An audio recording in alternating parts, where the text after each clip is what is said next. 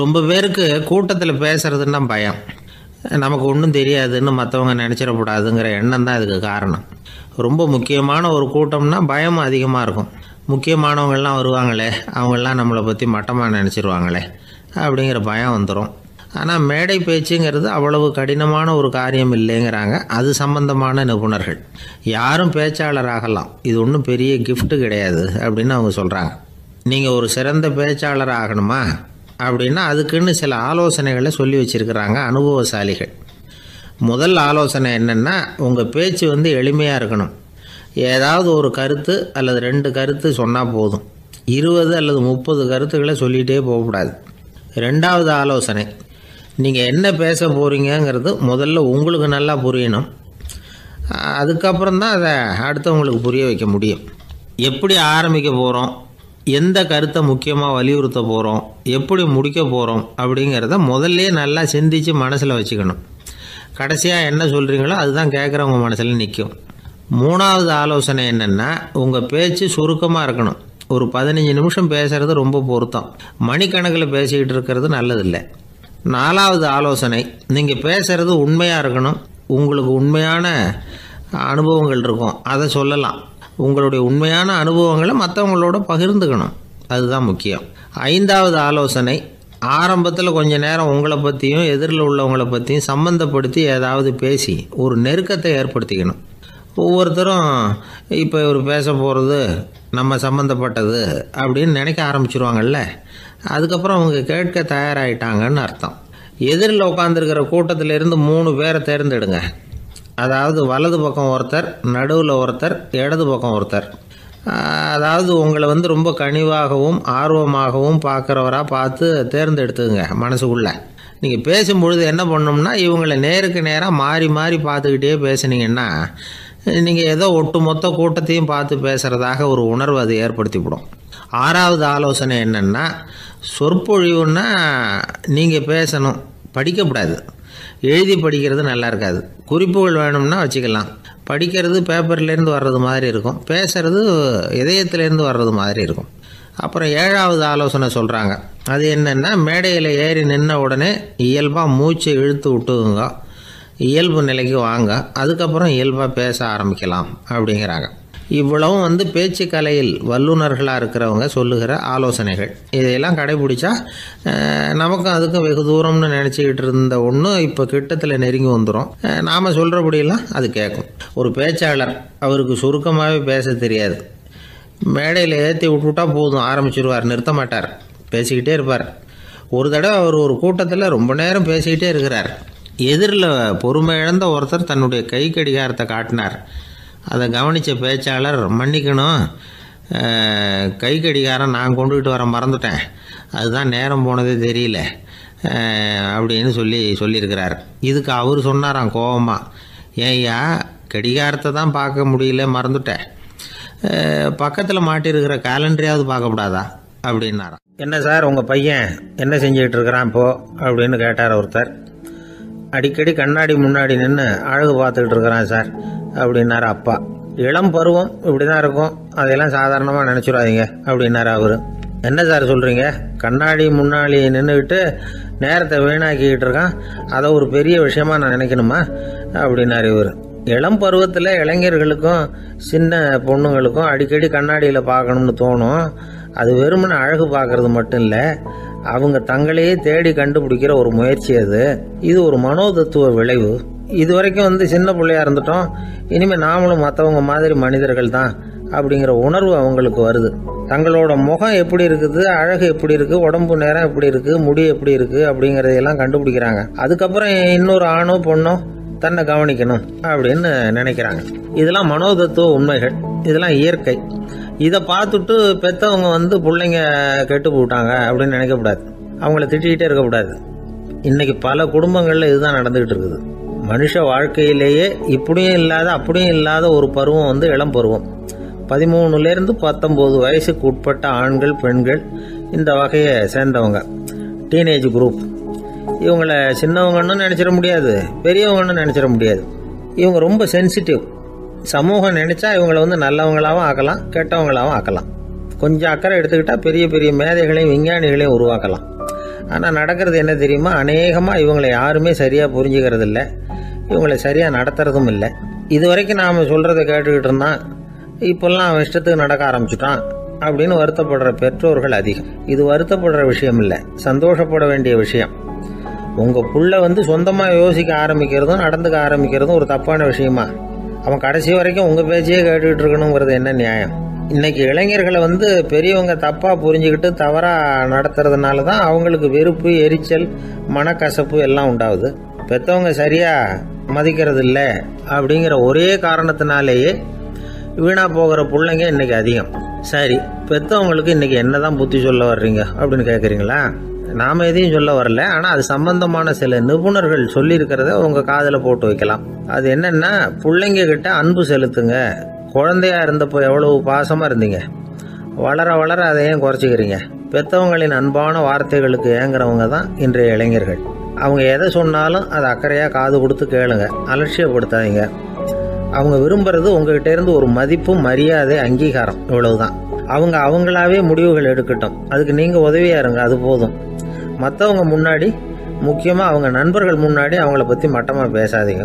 அவங்கக்கிட்ட பொய் சொல்லக்கூடாது. நீங்கள் சொன்னது பொய்ன்னு தெரிஞ்சு போச்சுன்னா உங்கள் பேரில் அவங்களுக்கு இருக்கிற மதிப்பு போயிடும், நம்பிக்கை போயிடும். அவங்களுக்கு முன்னாடி நீங்கள் சண்டை போடக்கூடாது. உங்கள் பிள்ளைய எப்பவும் இன்னொரு பிள்ளையோட ஒப்பிட்டு பேசுகிற வேலையே வேணாம். கூட பிறந்த மற்றவங்களோட கூட ஒப்பிடக்கூடாது. இப்படி செஞ்சால் அவன் உங்ககிட்டையும் பிரியமாக இருக்க மாட்டான், அவங்ககிட்டையும் பிரியமாக இருக்க மாட்டான். புள்ள எங்கே போகிறான், என்ன பண்ணுறான் அப்படின்னுலாம் துப்பறிஞ்சிக்கிட்டு இருக்கக்கூடாது. இளைஞர்கள் தனிமையை விரும்புகிறவங்க. அவங்கள பெட்டியில் வச்சு மூடி பாதுகாக்கணும்னு நினைக்கக்கூடாது. அவங்கள எப்படி பாதுகாக்கிறது அப்படிங்கிறது அவங்களுக்கே தெரியும். உங்கள் புள்ள எப்படி நடந்துக்கணும்னு நீங்கள் எதிர்பார்க்குறீங்களோ அது மாதிரி நீங்கள் நடந்து காட்டுங்க, அது போதும். ஒரு வீட்டில் அப்பாவும் அம்மாவும் பேசிக்கிட்டு இருக்கிறாங்க, என்னங்க நம்ம பொண்ணு பெரியவளாயிட்டா, அடிக்கடி கண்ணாடி முன்னாடி போய் நின்றுக்கிட்டு இருக்கிறா, சீக்கிரமாக ஒரு பையனை பார்த்து கல்யாணத்தை முடிக்காம இப்படி மசன்னு கல் மாதிரி உட்காந்துருக்குறீங்களே அப்படின்னு சத்தம் போட்டாங்க. அந்த அம்மா, அவசரப்படாத, பார்க்கறதுக்கு கண்ணுக்கு அழகாக லட்சணமாக புத்திசாலியாக ஒரு பையன் கிடைக்க வேணாமா, அதுதான் பார்த்துக்கிட்டு இருக்கிறேன் அப்படின்னாரு அப்பா. இதுக்கு அந்த அம்மா சொல்கிறாங்க, எங்கள் அப்பா இப்படியெல்லாம் நினச்சிக்கிட்டு இருந்திருந்தா எனக்கு கல்யாணமே ஆயிருக்காது தெரியுமா அப்படின்னாங்களாம். எனக்கு ஒரு நண்பர், அவர் ஒரு வழக்கறிஞர். ஒரு நாள் அவர்கிட்ட பேசிக்கிட்டு இருந்தேன். அப்போ கேட்டேன், ஏன் சார் நீங்கள்லாம் கோர்ட்டில் வாதாடுறப்போ கருப்பு நிற அங்கி அணியிறீங்களே, அதுக்கு என்ன காரணம்? சட்டத்துக்கும் கருப்பு கலருக்கும் என்ன சம்பந்தம் அப்படின்னு கேட்டேன். அது ஒரு சுவாரஸ்யமான கதைன்னார் அவர். சொல்லுங்களேன் அப்படின்னு அவர் சொன்னார். கிபி 1694 வருஷத்தில் இங்கிலாந்து அரசி 2வது மேரிங்கிறவர் இறந்து போனார். அந்த ராணியோட கணவர் 3ஆம் வில்லியம், அவரு ஒரு உத்தரவு போட்டாராம், அரசியோட மறைவுக்கு அனுதாபம் தெரிவிக்கிற வகையில் வழக்குரைஞர்கள் எல்லாரும் கருப்பு நிற அங்கி அணியணும் அப்படின்னு. அன்னைக்கு ஆரம்பித்த அந்த பழக்கம் அதுக்கப்புறம் மாறவே இல்லையாம், இன்னைக்கும் தொடருது. வழக்குரைஞர்கள்லாம் முதல்ல கருப்பு அங்கி மட்டும்தான் அணிஞ்சாங்களாம். அதில் ஒரு சின்ன சங்கடம், ஏற்கனவே உடம்பு கருப்பாக இருக்கிறவங்க அதுக்கு மேலே கருப்பு ட்ரெஸ் வேற போட்டுக்கிட்டா முகம் பளிச்சுன்னு தெரியாது இல்லையா? அதனால் முகம் பளிச்சுன்னு தெரியறதுக்காக அவங்கெல்லாம் வெள்ளை நிற பட்டியை அணிய ஆரம்பித்தாங்களாம். இப்படி தான் இங்கிலாந்தில் அந்த பழக்கம் ஆரம்பமாயிருக்குது. அந்த சமயத்தில் இந்தியாவை ஆண்டது பிரிட்டிஷ்காரங்க தானே, அதனால் இங்கேயும் அந்த பழக்கம் அப்படி நடைமுறைக்கு வந்துட்டுது. அதே மாதிரி சர்ச்சிலின் மூதாதையரான மார்ல்பரோ பிரபுவின் ஞாபகார்த்தமாக நீதிபதிகள் இந்த வெள்ளை குள்ளாய் அணிகிற முறை பழக்கத்துக்கு வந்துதான். இதுதான் என்னுடைய நண்பர் சொன்ன தகவல். இங்கிலாந்தில் நீதிமன்றம்ங்கிறது ரொம்ப மதிப்புள்ளது. அந்த அளவுக்கு சட்டத்துக்கு அங்கே மரியாதை. அங்கே நடந்த ஒரு சுவாரஸ்யமான நிகழ்ச்சியை ஒரு சகோதரி எழுதி அனுப்பியிருந்தாங்க. அவங்க அப்பா நீதித்துறையை சேர்ந்தவரா, அவர் சொன்னதான் இது. அவங்க எழுதி அனுப்பியிருந்த விஷயம் என்னென்னா, அங்கே ஒரு கேஸில் ஒரு முக்கியமான தீர்ப்பு வழங்க வேண்டி இருக்குது. ஜட்ஜி, பாரட்லா படித்த பெரிய பெரிய வக்கீல்கள், ஜூரி எல்லாருமா கூடி அந்த கேஸை பற்றி விவாதிக்கணும். சுமாராக 40 பேர். இதுக்காக கோர்ட்டு ஹாலில் விசேஷ சேம்பரில் நுழையிறதுக்கு முன்னாடி அவங்களெலாம் தங்களுடைய கோட்டு, தொப்பி எல்லாத்தையும் கழட்டி அங்கே நின்றுக்கிட்டு இருந்த ஒரு அட்டெண்டர்கிட்ட கொடுத்துட்டு உள்ளே போனாங்க. அந்த ஆள் படிக்காதவர். அவர் ஒவ்வொருத்தர் கொடுக்குறதையும் வாங்கி அங்கே அப்படியே ஒரு இடத்துல அடுக்கி வைக்கிறார்.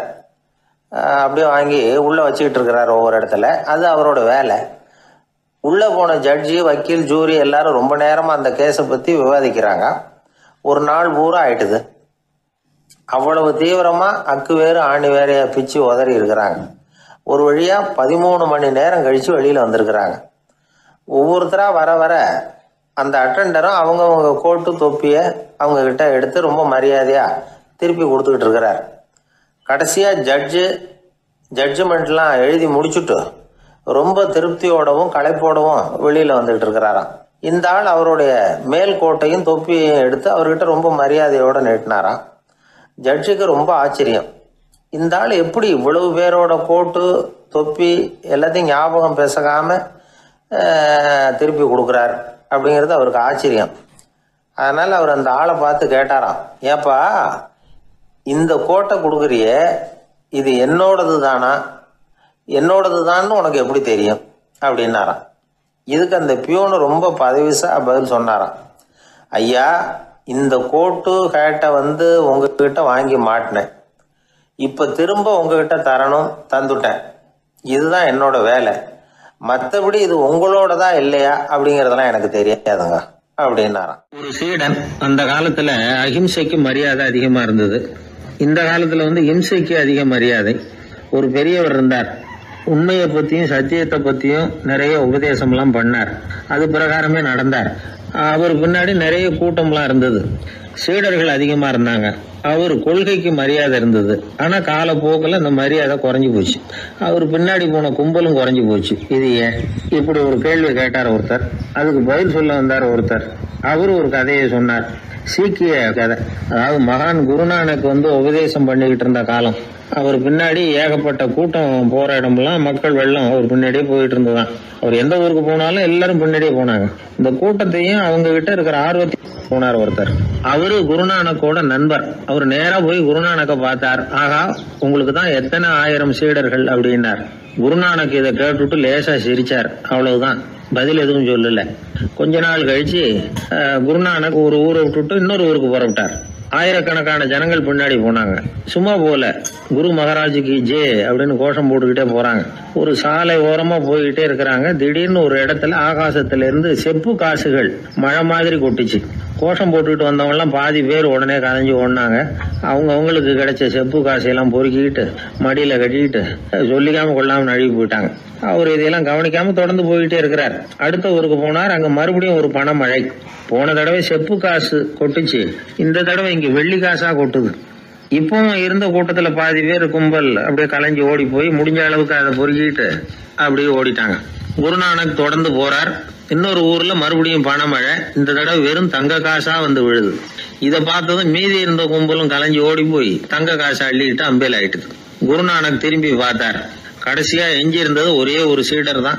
செப்பு காசு, வெள்ளி காசு, தங்க காசு எதையும் பொருட்படுத்தாம இவர் பின்னாடியே வந்துகிட்டு இருக்கிறார். நீதான்ப்பா என்னுடைய உண்மையான சீடன் அப்படின்னு சொல்லி அவரை வாழ்த்தி அவர்கிட்ட தன்னுடைய பணிகளை ஒப்படைச்சாராம் குருநானக். அவ்வளவுதான் அந்த கதை. அதை கேட்டதும் உண்மைக்கு ஏன் மரியாதை குறைஞ்சு போச்சுங்கிறது புரியுது. நல்லவங்க பின்னாடி போற கூட்டம் குறையறதுக்கு இதுதான் காரணம். காசு தான் முக்கியம்னு நினைக்கிறவங்க அதிகமாயிட்டாங்க இந்த காலத்துல. காசு முக்கியம்தான், இல்லைன்னு சொல்லல. ஆனா காசு நமக்கு அடிமையா இருக்கணும். வேலைக்கார மாதிரி இருந்து வேண்டியதை வாங்கி கொடுக்கணும். நாம காசுக்கு அடிமையாயிடக்கூடாது. அப்படி ஆகும் பொழுதுதான் விவகாரம் ஆரம்பம். இந்த காலத்து குரு ஒருத்தர், அவருக்கு பின்னாடி ஏகப்பட்ட சீடர்கள் இருந்தாங்க. ஒரு காலத்துல ஒவ்வொரு கட்டத்துல ஒவ்வொருத்தரா நழுவி போயிட்டாங்க. இப்ப மிஞ்சி இருக்கிறது ஒரே ஒரு சீடன் தான். ரொம்ப பவ்யமா கையை கட்டிட்டு அவர் முன்னாடி உட்காந்துருக்கிறான். கடைசியில நீ மட்டுமாவது இருக்கியப்பா, அது போதும், நீ தான் எனக்கு உண்மையான சீடன் அப்படின்னாராம் குரு. அதுக்கு அந்த சீடன் சொல்லியிருக்கான், அப்படி இல்லைங்க சுவாமி, நீங்க இப்போ உட்காந்துக்கிட்டு இருக்கிற பீடத்துக்கு அடியில பெட்டியில பணம் வச்சிருக்கிறீங்க, அது எனக்கு தெரியும். அதனால நீங்க எப்போ எழுந்திரிச்சு அந்த பக்கம் போவீங்கன்னு பாத்துக்கிட்டு இருக்கிறேன் அப்படின்னு. ஒரு ஊர்ல ஒரு துறவி இருந்தார், புத்த சமய துறவி. அந்த ஊர் மன்னன் அவரை பத்தி கேள்விப்பட்டிருக்கான். ஒரு நாள் புறப்பட்டு போனான். துறவியின் பாதங்களை தொட்டு வணங்கினான். அதுக்கப்புறம் சொன்னான், ஐயா, நான் உங்களை அரண்மனைக்கு அழைச்சிட்டு போறதுக்காக வந்திருக்கிறேன். இனிமே நீங்க இங்க எதுக்கு இருக்கணும் அப்படின்னானா. அவன் மனசுக்குள்ள என்ன நினைப்புன்னா, இவர் எங்க வர போறாரு, நான் ரொம்ப எளிமையானவன், எனக்கு எதுக்கு அரண்மனை வாசம்னு சொல்லி விடுவார் அப்படின்னு நினைச்சிருக்கான். ஆனா அந்த துறவி என்ன பண்ணார் தெரியுமா? அப்படியா, சரி போகலாம் வா, போய் உன் ரதத்தை கொண்டுட்டு வா, அரண்மனைக்கு போகும்பொழுது அதுக்கு தகுந்த மாதிரி ஆடம்பரமாக போகணும் அப்படின்னு விட்டாரான்.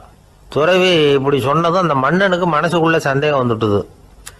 இவர் உண்மையிலேயே துறவி தானா, ஏமாத்து பேர் வழி மாதிரி தெரியுதே அப்படின்னு நினச்சிருக்கான். இருந்தாலும் இனிமேல் என்ன பண்ணுறது, சொல்லியாச்சு. ரதத்தை கொண்டுகிட்டு வந்தான். துறவி ஏறி உட்காந்தார். பக்கத்தில் ராஜா. அவர் ரொம்ப உற்சாகமாக வரார். இவன் ரொம்ப சோர்ந்து போய் வரான். துறவி மரத்தடியிலேயே வாழ்ந்து பழக்கப்பட்டவர், அரண்மனையில் எளிமையாக ஒரு இடத்துல உட்காந்துக்குவார் அப்படின்னு நினச்சான். ஆனால் அப்படி இல்லை. அரண்மனைக்கு வந்த உடனே அந்த துறவி அதை கொண்டுட்டு வா இதை கொண்டுட்டு வான்னு சொல்லி உத்தரவு போட ஆரம்பிச்சுட்டார். அரண்மனையில் இருந்தால் அரசனை மாதிரி இருக்கணும் அப்படிங்கிறார். ராத்திரி பூரா சௌகரியமாக தூங்கினார். பகலில் அரண்மனை தோட்டத்தில் உலாவ வேண்டியது, நீச்சல் குளத்தில் குளிக்க வேண்டியது, இப்படியே பொழுது போக்கிட்டு இருக்கிறார்.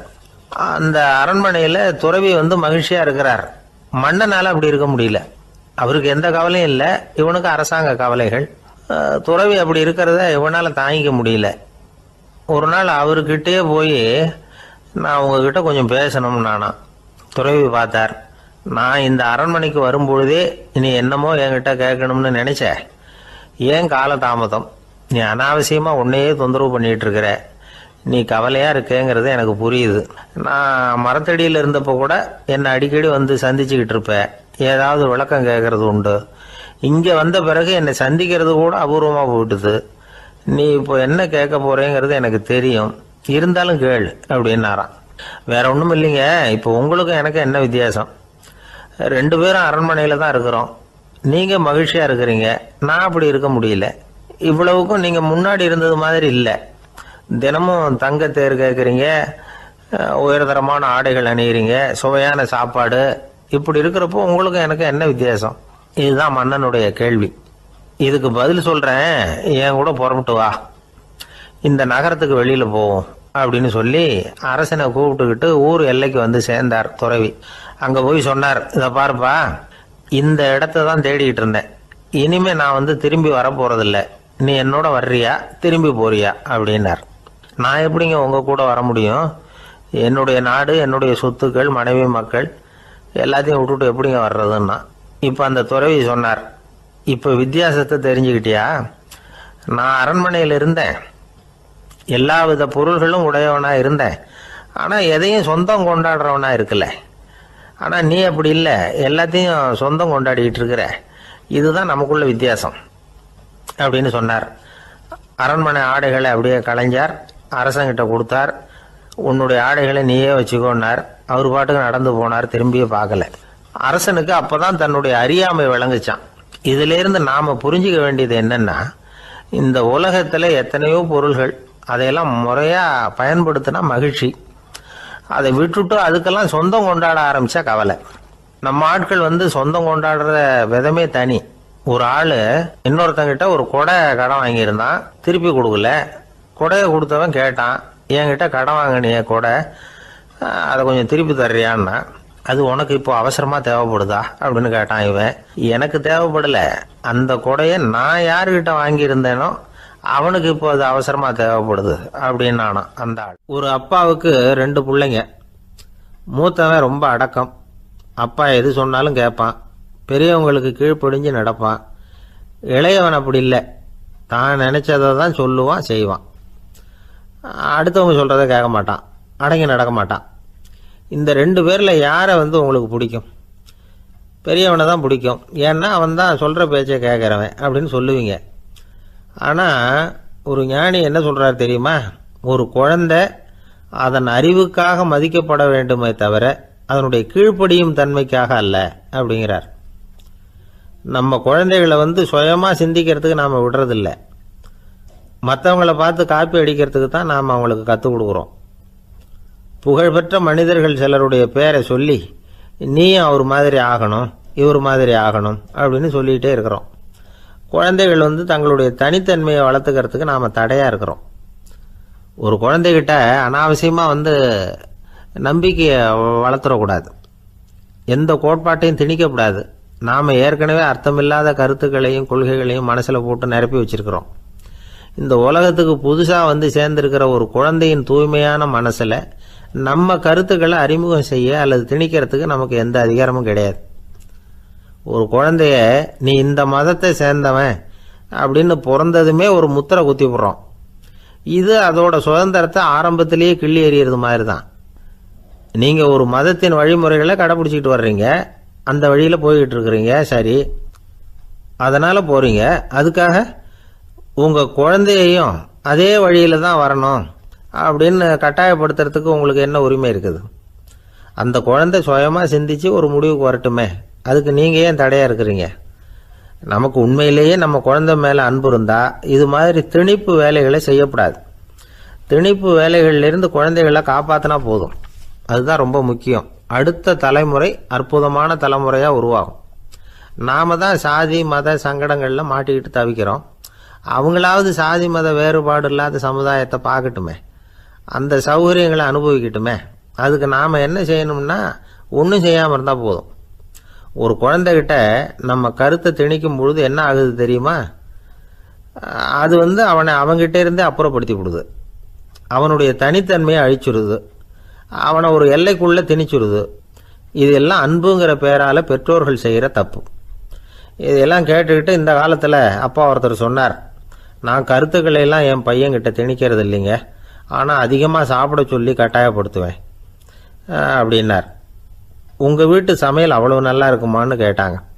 நல்லா இருந்தால் நான் ஏன் அவனை சாப்பிட சொல்லி கட்டாயப்படுத்த போகிறேன் அப்படின்னார். கிபி 1078 மார்ச் மாதம் 19 திங்கட்கிழமை அதிகாலை நேரம் ஒரு குழந்தை பிறந்தது. எங்க தெரியுமா? காஸ்பியன் கடலுக்கு தெற்கே பாரசீக மொழி வழங்கிய தபரிஸ்தான் மாநிலத்தில் ஜீலான்கிற புனித நகர், அதோட புறநகர் பகுதியில் உள்ள நீப்புங்கிற ஊர்ல தான் அந்த குழந்தை பிறந்தது. அந்த இடம் இப்போ ரஷ்யாவில் இருக்கு. அந்த குழந்தை யாருன்னு நினைக்கிறீங்க? அதுதான் முஹித்தீன் பெருமான், ஆன்மீக சாதனைகள் புரிந்த மகான் முஹித்தீன் ஆண்டகை. தன்னுடைய 18வது வயசுல உயர்கல்விக்காக ஜீலான் நகரத்தை விட்டு பகுதாத் நகரத்துக்கு புறப்பட்டு போறார். இளம் பிராயம் தானே, அதனால துணைக்கு ஒரு வர்த்தக கூட்டத்தோட சேர்ந்து போயிட்டு இருக்கிறார். ரொம்ப தூரம் போகணும். ஒவ்வொரு இடமா தங்கி தங்கி போயிட்டு இருக்கிறாங்க. ஒரு இடத்துல ஒரு கொள்ளை கூட்டம் பயங்கரமான ஆயுதங்களோட அவங்கள வழிமறிச்சுட்டுது. அந்த வர்த்தக கூட்டம் வச்சிருந்த பொருள்களை எல்லாம் அவங்க பறிச்சு விடுறாங்க. இவங்களும் பயந்துகிட்டு இருந்தது எல்லாத்தையும் அவங்க கிட்ட கொடுத்துடுறாங்க. முஹித்தீன் ஆண்டகை மட்டும் இதையெல்லாம் பார்த்துக்கிட்டு தனியா ஒதுங்கி நிற்கிறார். ஒரு 18 வயசு பையன் மட்டும் இப்படி தனியா அநாத சிறுவன் மாதிரி நின்றுட்டு இருக்கிறத அந்த கொள்ளை கூட்டத்தில் இருந்த ஒருத்தன் பார்க்கறான். கிட்ட நெருங்கி வர்றான். அலட்சியமாகவும் கிண்டலாகவும் உங்ககிட்ட ஏதாவது இருக்குதா அப்படின்னு கேட்கறான். இவங்கிட்ட என்ன இருக்க போகுது அப்படிங்கிற நம்பிக்கையில அவன் அப்படி கேட்கறான். உடனே இவரு இருக்குதே, என்கிட்ட 40 தீனார் இருக்கு அப்படிங்கிறார். இப்படி சொல்லியும் அந்த கொள்ளைக்காரனுக்கு நம்பிக்கை வரல. என்னிடம் விளையாடாத, பொய் சொல்லாத, உண்மையை சொல்லு அப்படிங்கிறான் அவன். உண்மையைத்தான் சொல்றேன், என்கிட்ட 40 தீனார் இருக்கு அப்படிங்கிறார் இவர். எங்க வச்சிருக்கிற அப்படின்னு கேக்குறான். சட்டையின் விழாப்புறத்துல உள்ள பகுதியில அதை வச்சு தச்சிருக்கிறாங்க அப்படின்னு உண்மையை சொல்றார். உடனே கொள்ளை கூட்ட தலைவன் அதை கத்தியால கீறிப்பார் அப்படின்னு உத்தரவு போடுறான். அந்த சட்டையை கிழிக்கிறாங்க. உள்ள இருந்து 40 பொற்காசுகளும் பொல பொலன்னு கீழே கொட்டுச்சு. அதை பார்த்த உடனே அந்த கொள்ளை கூட்ட தலைவன் மலைச்சு போய் நின்னுட்டான். காசை பார்த்துட்டு அவன் மலைச்சு போகல, பொய் பேசாத அந்த பையனோட நேர்மையை பார்த்துட்டு அவன் அப்படி நின்னான். மெதுவா அந்த பையன் கிட்ட வந்தான். ஏன்பா, நீ என்ன பணக்கார குடும்பமா அப்படின்னு கேட்டான். அப்படிலாம் இல்ல, எனக்கு அப்பா இல்ல, அம்மா மட்டும்தான் உண்டு. எங்க அப்பா எனக்குன்னு விட்டு போன சொத்தே இந்த 40 தீனார் தான் அப்படின்னாரு இவர். அப்படி இருந்துமா உண்மை பேசணும்னு ஆசைப்பட்டேன். என்கிட்ட ஒண்ணும் இல்லைன்னு ஒரு வார்த்தை சொன்ன உன்னை விட்டுருப்போமே அப்படின்னா அவன். அப்படி இல்லைங்க, நான் இறைவன் திருநாமத்தை அறியக்கூடிய கல்வி ஞானத்துக்காக இப்ப போயிட்டு இருக்கிறேன். இறைவன் திருநாமத்தை உச்சரிக்க வேண்டிய நாவால பொய் பேசக்கூடாதுன்னு எங்க அம்மா சொல்லி இருக்கிறாங்க. அதனால நான் எப்பவுமே பொய் சொல்ல மாட்டேன் அப்படின்னு என்னுடைய தாய்க்கு வாக்கு கொடுத்திருக்கிறேன் அப்படின்னார் அவர். முஹித்தீன் பெருமான் வார்த்தைகளை கேட்ட அந்த கொள்ளையர்கள் மனம் திருந்தி நல்லவங்களா ஆயிடுறாங்க. அந்த கொள்ளையர் தலைவன் பிற்காலத்துல ஒரு பெரிய மகான் ஆயிடுறார். பெரியவர்கள் வாழ்க்கையில நடக்கிற இது மாதிரி சம்பவங்கள் தான் நாம நல்ல விதமா வாழறதுக்கு துணையா இருக்கும். அந்த காலத்துல கொள்ளையர்களே பெரியவங்க செயலை பார்த்து மனம் திருந்தி இருக்கிறாங்க. இந்த காலத்துல யார் இப்படி இருக்கிறா? இந்த காலத்துல மகான் ஒருத்தரை பார்த்தேன், எனக்கு வேண்டியப்பட்ட மகான். ஏங்க நீங்களும் மகான் ஆகிறதுக்கு முன்னாடி கொள்ளை அடிச்சுட்டு இருந்தீங்களா அப்படின்னு கேட்டேன். அவர் மெதுவா கண்ணை திறந்து என்ன நிமிர்ந்து பார்த்தார். அப்படி இல்லப்பா, நான் கொள்ளை அடிக்கிறதுக்காகத்தான் மகானாவே ஆகி இருக்கிறேன் அப்படின்னு சொல்லிவிட்டு மறுபடியும் கண்ணை மூடிட்டார். மனிதர்கள்ல சில பேர் ரொம்ப வித்தியாசமா நடந்துக்குவாங்க. மற்றவங்களுக்கு அது ரொம்ப ஆச்சரியமா கூட இருக்கும். அந்த ஆள் ஒரு மாதிரி பார்த்து நடந்துக்கோ அப்படின்னு கூட சொல்கிறது உண்டு. இவங்களை பார்த்து நாம் பித்துக்குழியும்போம். உளவியல் இவங்களை எக்ஸென்ட்ரிக்ஸ் அப்படின்னு சொல்லுது. இவங்களை மனநோயாளிகள்னு தவறாக புரிஞ்சிக்க கூடாது. அவங்க வேற இவங்க வேற. எக்ஸென்ட்ரிக்ஸ் பற்றின சில விவரங்கள் ஒரு புத்தகத்தில் இருக்குது. அதாவது ஸ்காட்லாந்தில் ஒரு உளவியல் மருத்துவர் அதை எழுதியிருக்கிறார். அவர் பேர் டாக்டர் டேவிட் வீக்ஸ். அவருக்கு ஒரு உதவியாளர் இருந்தாராம். அவர் பேர் கேட் வுட். இவங்க 2 பேரும் சேர்ந்து இங்கிலாந்து பூரா சுற்றி பார்த்துருக்காங்க. 3 வருஷம் சுற்றினாங்களாம். நான் சொன்னது மாதிரி ஒரு மாதிரியாக இருக்கிற ஆசாமிகள் பல பேரை சந்தித்து பேசி அவங்கள பற்றி ஆய்வுலாம் நடத்தியிருக்கிறாங்க. அப்படி நடத்தி அதை ஒரு புத்தகமாக எழுதியிருக்கிறாங்க. நிறைய பேசி பார்த்துட்டு அவங்க சொல்லியிருக்கிறத கேட்டால் ரொம்ப ஆச்சரியமாக இருக்குது. நாம் இவங்களை பார்த்து பித்துக்குழிங்கிறோம், எக்ஸென்ட்ரிக்ஸ் அப்படின்னு சொல்கிறோம், கிண்டல் கூட பண்ணுறோம். ஆனால் அவங்களோட அறிவு ரொம்ப தெளிவானதான். இந்த ஆராய்ச்சியாளர்கள் சொல்கிறாங்க அவங்க உடல் நலமும் ரொம்ப நல்லா இருக்குதான், உடம்புலையும் எந்த கோளாறும் இல்லையா, அவங்களுக்கு மகிழ்ச்சியும் அதிகமாக, ஆயுளும் அதிகமாக. அவங்களில் பல பேர் என்ன சொல்கிறாங்கன்னா, நீங்கள் நினைக்கிறது மாதிரி இல்லை நாங்கள், ஆனால் நாங்கள் மற்றவங்கள்லேருந்து வேறுபட்ட தன்மை உள்ளவங்க அப்படிங்கிறத ஒத்துக்கிறாங்களாம். இந்த உலகம் பிறந்ததுலேருந்தே இப்படிப்பட்ட வித்தியாசமான ஆசாமிகளும் பிறந்திருக்கிறாங்க. சரி, அப்படிப்பட்டவங்க எப்படி இருப்பாங்க? இப்போ ஒரு மகாராஜா தன்னோட நாய்க்கு லட்சக்கணக்கில் பணம் செலவு பண்ணி கல்யாணம் பண்ணி வச்சிருக்கிறார். ஒரு கோடீஸ்வரர் தான் வளர்த்துக்கிட்டு இருந்த பூனைகளுக்கு தன்னோட சொத்து பூராவை எழுதி வச்சிருக்கிறார்.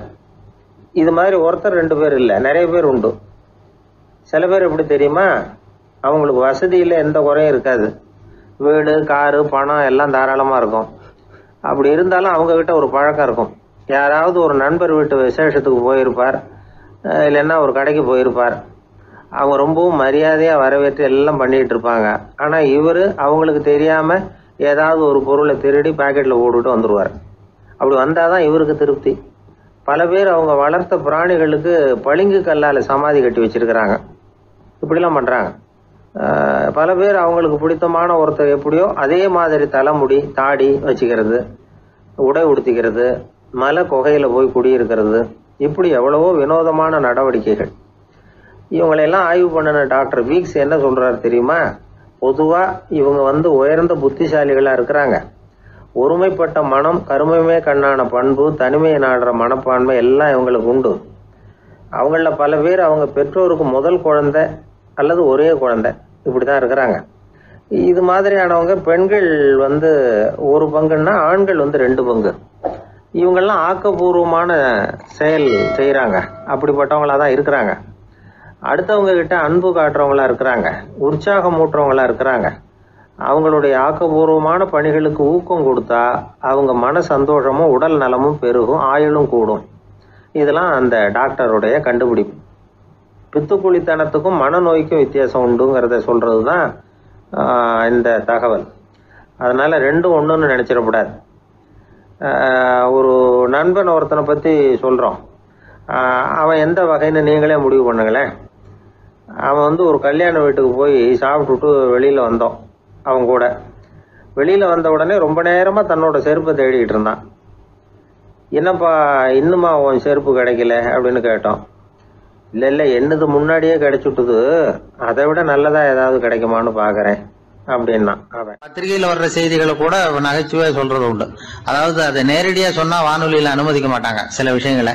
அது சின்னாருக்கு கௌரவ குறைச்சல், அது வேடிக்கை கலந்து நகைச்சுவோடு சொல்லும் பொழுது அதை அனுமதிச்சிருவாங்க. அப்ப அந்த விசாரணை கமிஷன் அது நிறைய நடந்துகிட்டு இருந்தது. டெல்லியில இருந்து அமலாக்க பிரிவு அதிகாரிகள்லாம் வராங்க போறாங்கன்னு பத்திரிகையில அமர்க்கப்பட்ட இடம். அந்த நேரம் நான் ஒரு ரேடியோவில் ஒரு செய்தியை தயார் பண்றோம். அப்ப என்ன பண்ணேன்னா, இது மாதிரி அந்த பத்திரிகை செய்தியை வச்சுக்கிட்டே ஒரு செய்தி சொன்னோம், இன்னொரு தகவல் சொல்லி. அதனால ஒருத்தன் தமிழ்நாட்டுல ஒரு ஆள், அவன் திடீர்னு கோடீஸ்வரன் ஆயிட்டான். நேற்று வரைக்கும் சாதாரணமா இருந்தா இன்னைக்கு கோடீஸ்வரன் ஆயிட்டான். டெல்லியில இருந்து 2 அதிகாரிகள் வராங்க, எப்படி அவன் பணம் சேர்த்தான்னு கண்டுபிடிக்கிறதுக்கு. அவனை கூப்பிட்டு 2 அதிகாரிகளும் எப்படிடா பணம் சேர்த்த? நான் ஒன்னும் தப்பான வழியில பணம் சேர்க்கல சார், நான் பந்தயம் கட்டியே பணக்காரன் ஆயிட்டேன். பந்தயம் கட்டி எப்படிடா பணக்காரன் ஆக முடியும் அப்படின்னா, நீங்க நம்புங்க சார், நான் பந்தயம் கட்டி தான் பணக்காரன், தப்பான வழியில சேரல சார். பந்தயம் கட்டி எப்படா கோடீஸ்வரன் ஆனேன் அப்படின்னா, நாங்க நம்ப முடியாதுன்னு இருக்கான் விசாரிக்க வந்தவன். அப்படின்னா உங்ககிட்ட ஒரு பந்தயம் கட்டட்டுமான் இருக்கான் விசாரிக்க வந்தவன்ட்டிய. என்னடா பந்தயம் அப்படின்னா, ஒண்ணுமில்ல சார், இது என் கண்ணு, இது என் பல்லு, என் கண்ணை என் பல்லாலேயே கடிக்கிறேன், எவ்வளவு பந்தயம் விசாரிக்க வந்தா 100 ரூபாய் எடுத்து வச்சான், இதை ப்ரூவ் பண்றான்னு. அப்படியே கண்ணை எடுத்துட்டான், அது பளிங்கு கண்ணு. ஏற்கனவே ஒரு கண்ணு பளிங்கு கண்ணு வச்சுனா எடுத்து கடிச்சு விட்டான். இது விசாரிக்க வந்தாலும் 100 ரூபாய் விட்டுட்டு நிக்கிறான். எப்படி பணம் சேர்த்தான்னு வந்தவன் உடனே இன்னொருத்தன், இவன்ட்ட என்னடா பேச்சு கொடுக்காரா, நம்ம பணம் தான் அங்க போயிட்டு இருக்கு, உனக்கு விசாரிக்க தெரியல, போடா நான் விசாரிக்கிறேன்னு அடுத்தவன் வந்தான். அது நீ ஒழுங்கா சொல்றேன், எப்படிடா பணம் சேர்த்தேன் சார், நீங்க கொஞ்சம் புத்திசாலியா தெரியுது அவரை விட, நீங்களாவது நம்புங்க சார், பந்தயம் கட்டி தான் பணம் சேர்த்தேன், நான் நம்ப முடியாது. அப்படின்னா உங்ககிட்ட இன்னொரு பந்தயம் கட்டட்டுமா அப்படின்றான். வேண்டாம், அவனை ஏமாத்தி விட்டேன் அதனால வேண்டான்றான். இல்ல சார், அவரு ஏமாந்தது பொய் கண்ணு, பளிங்கு கண்ணுன்னு தெரியாது, ஏமாந்துட்டார். இப்போ உங்ககிட்ட பந்தயம் கட்டுறது நெஜம் கண்ணு, இந்த பக்கம் பளிங்கு கண்ணு கிடையாது, நெஜம் கண்ணு, இதை பல்லால கடிக்கிறேன் அப்படின்னா அவன் ஒரு 100 ரூபாய் எடுத்து வச்சான். இவன் அப்படியே பல்செட்டை கட்டினான் தனியா, அப்படியே கட்டி கடிச்சு விட்டான்.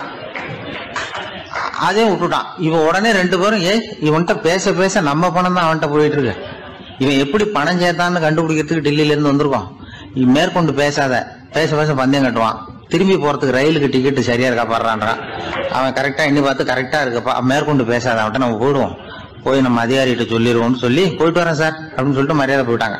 போய் டெல்லியில பெரிய அதிகாரிகிட்ட போய், சார் அவன்கிட்ட வந்து விசாரிச்சு பார்த்தோம் சார், தமிழ்நாட்டுல பந்தயம் கட்டி தான் பணம் சேர்த்தேன்னு சாதிக்கிறான், எங்ககிட்ட ஒரு 200 ரூபாய் வாங்கிட்டான் சார் அப்படின்னு. அவருக்கு கோவம் வந்துட்டுது. இந்தியாவுக்கே தலைமை அதிகாரி, இதுக்காகவாடா நீங்க இருக்கீங்க, எத்தனை பேர் இருக்கீங்க உங்களை மாதிரி ஜூனியர் ஆபீசர்ஸ் நம்ம ஆபீஸ்ல இந்தியா பூரா விசாரிக்கிறதுக்கு அப்படின்னா 30 பேர் இருக்கோம் சார், 30 பேருக்கு அனுபவம் பத்தாது, நான் இந்தியாவுக்கே தலைமை அதிகாரி, அனுபவம் ஜாஸ்தி, உங்களுக்கு ட்ரைனிங் கொடுக்கணும் எப்படி ஒருத்தரை விசாரிக்கிறதுன்னு. 30 பேரும் ஒரு ரூம்ல வந்து உட்காருங்க, ஒரு ஆள் போய் அந்த ஆளை தமிழ்நாட்டுல இருந்து நீங்க கூப்பிட்டுட்டு வா, வர்ற வரைக்கும் அவன்கிட்ட பேசாதீங்க, பந்தயம் கட்டுவான், மெதுவா கொண்டு வந்து நிறுத்து அப்படின்னா ஒரு ஆள் வந்து ஸ்பெஷலா கூப்பிட்டு போட்டான்.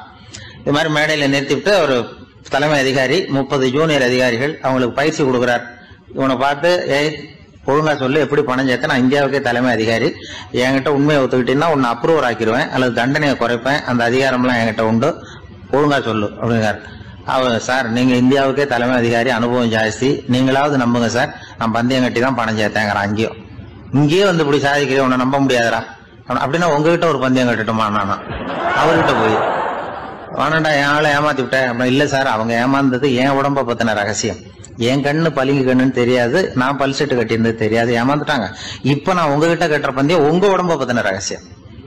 என் உடம்புல என்னடா ரகசியம், முதுகுல, உங்க முதுகுல 1 ரூபா அகலத்துக்கு கருப்பா ஒரு மச்சம் இருக்கு, உண்டா இல்லையானா, இல்லேன்னு தெரியும் அவருக்கு.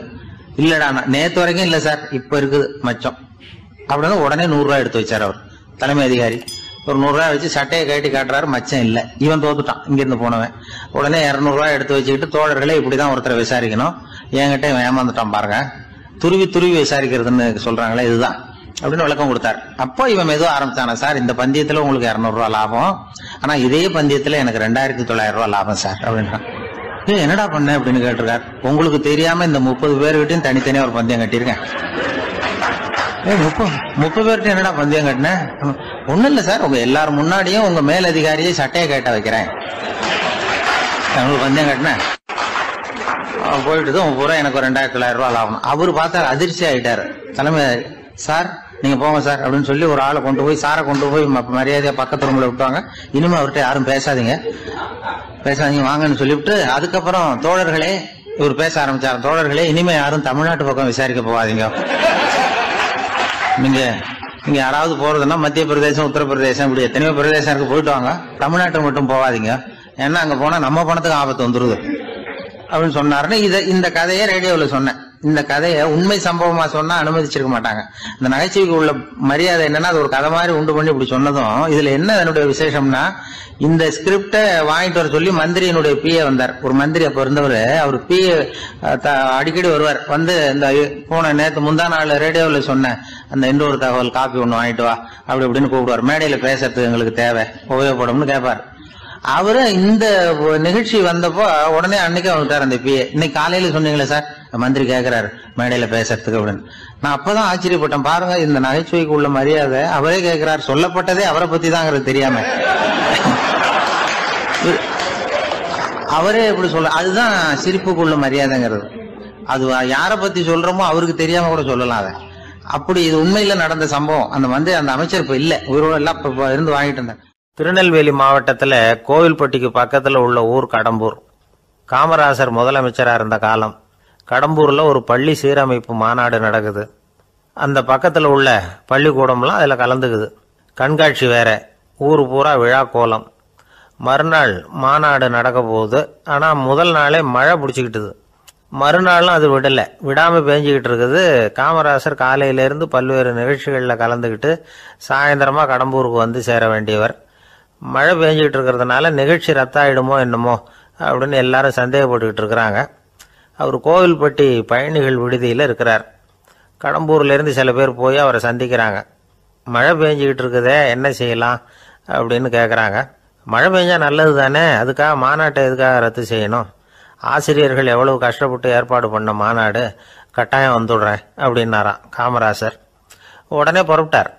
மழையை பொருட்படுத்தாத மக்கள் கூட்டம், அது கலையாமல் காத்துக்கிட்டு இருக்கிறாங்க அவ்வளோ பேரும். தலைவர் வந்துட்டார்னு தெரிஞ்சது ஜனங்களுக்கு ஏகப்பட்ட உற்சாகம். ஜனங்கள் அவ்வளவு உற்சாகமாக வரவேற்றாங்க. மாநாடு ஆரம்பமாச்சு. மலர் மாலைகள் மலை மாதிரி குவிய ஆரம்பிச்சுட்டுது. வரிசையாக ஒவ்வொரு கல்வி நிலையம் சார்பாகவும் வரவேற்பு பத்திரம் வாசித்து கொடுக்குறாங்க. என்ன வாசிக்கிறாங்கங்கிறத காமராசர் கூர்ந்து கவனிக்கிறார். ஏகப்பட்ட புகழ் மொழிகள், ரொம்ப பாராட்டி புகழ்ந்து என்னென்னமோ வாசிச்சுக்கிட்டு இருக்கிறாங்க. கொடை வள்ளலே, குணக்குன்றே, மலையே, கடலே, இப்படி தமிழ் மொழியில் பாராட்டுறதுக்கு எத்தனை வார்த்தைகள் உண்டோ அத்தனையும் அதில் சேர்த்துருக்குறாங்க. காமராசர் பொறுமை இழந்துட்டார். போதும் போதும், உங்கள் எல்லாரையும் பார்த்து 2 வார்த்தை பேசிவிட்டு போகிறதுக்காக தான் நான் வந்திருக்கிறேன். எல்லாரும் மழையில் சிரமப்பட்டு நின்றுக்கிட்டு இருக்கிறீங்க, இப்படி என்ன புகழ்ந்து படிச்சுக்கிட்டே இருந்தால் எப்படி அப்படின்னாராம். அதுக்கப்புறம் பேசி முடிச்சிருக்கிறார். மாநாட்டு நிகழ்ச்சிகள் முடிஞ்சதும் இன்னொரு நிகழ்ச்சியில் கலந்துக்கிறதுக்காக புறப்பட்டாராம். ஒரு திறந்த ஜீப்பில் அவரை ஊர்வலமாக அழைச்சிக்கிட்டு போயிருக்கிறாங்க. தெருவில் 2 பக்கமும் ஏகப்பட்ட கூட்டம். அங்கங்கே ஜீப்பை நிறுத்தி ரோஜா மாலை, ஜருக மாலை இப்படி போட்டுக்கிட்டே இருக்கிறாங்க. அதையெல்லாம் அப்படி அப்படியே வாங்கி அங்கங்கே நின்றுக்கிட்டு இருந்த குழந்தைகள்கிட்டையும் தாய்மார்கள்கிட்டையும் கொடுத்துக்கிட்டே போகிறார். அந்த சமயத்தில் கூட்டத்துக்கு அப்பால் ஒரு பெரியவர் கையில் ஒரு மல்லிகை சரத்தோடு நின்றுட்டு இருக்கிறார். அவரால் முண்டி அடிச்சுக்கிட்டு முன்னால் வர முடியல. காமராசர் இதை கவனிக்கிறார். அவ்வளவுதான், உடனே நிறுத்தப்பா வண்டியை அப்படிங்கிறார். ஜீப்பு நிற்கிது. டிரைவரை பார்த்து, அதோ பார், அங்கே ஒருத்தர் நிற்கிறார் பார், அவரை இங்கே அழைச்சிட்டு வா அப்படின்னாராம். கூட்டம் வழி விடுது. அந்த பெரியவரை கிட்டத்தில் அழைச்சிட்டு வர்றாங்க. காமராசர் அவரை பார்த்து, வாங்க வாங்க, நல்லா இருக்கீங்களா அப்படின்னு சத்தம் போட்டு உற்சாகமாக விசாரிக்கிறாராம். பெரியவர் கண்களில் கண்ணீர், பேச்சு வரல. மல்லிகை சரத்தை அவருக்கு போடுறார். கொஞ்ச நேரம் அவர்கிட்ட பொறுமையாக பேசிக்கிட்டு இருந்துட்டு அவரை அனுப்பி வைக்கிறார் காமராசர். பெரியவர் போனதுக்கு அப்புறம் காமராசர் பக்கத்தில் இருந்தவங்க கிட்ட சொல்கிறார் அந்த பெரியவரை பற்றி. அந்த காலத்தில் ரொம்ப கஷ்டப்பட்டவர் இவர், ஜெயிலுக்கு போனவர் அப்படின்னு ரொம்ப உருக்கமாக நெகிழ்ந்து போய் சொல்கிறார். இதில் ஒரு விஷயத்தை கவனிங்க. தன்னை புகழ்ந்து படிக்கப்பட்ட வாழ்த்து மடலை படிக்க வேணாம்னு தடுத்து நிறுத்தினார். எங்கேயோ ஒரு மூலையில் கையில் ஒரு 4 முழம் மல்லிகை சரத்தோடு ஒதுங்கி நின்றுக்கிட்டு இருந்த அந்த தொண்டரை அவ்வளவு பெரிய கூட்டத்துக்கு நடுவுலையும் தேடி கண்டுபிடிச்சி கிட்டத்தில் கூப்பிட்டு அவர் கொடுத்த அன்பு மாலையை வாங்கி கழுத்தில் போட்டுக்கிட்டார். அதுதான் காமராசர். தோல்விகள் கூட அவரை கொஞ்சம் கூட பாதித்ததில்லை. ஒரு பொது தேர்தலில் அவர் தோற்று போகிறார். தொண்டர்கள்லாம் அழறாங்க.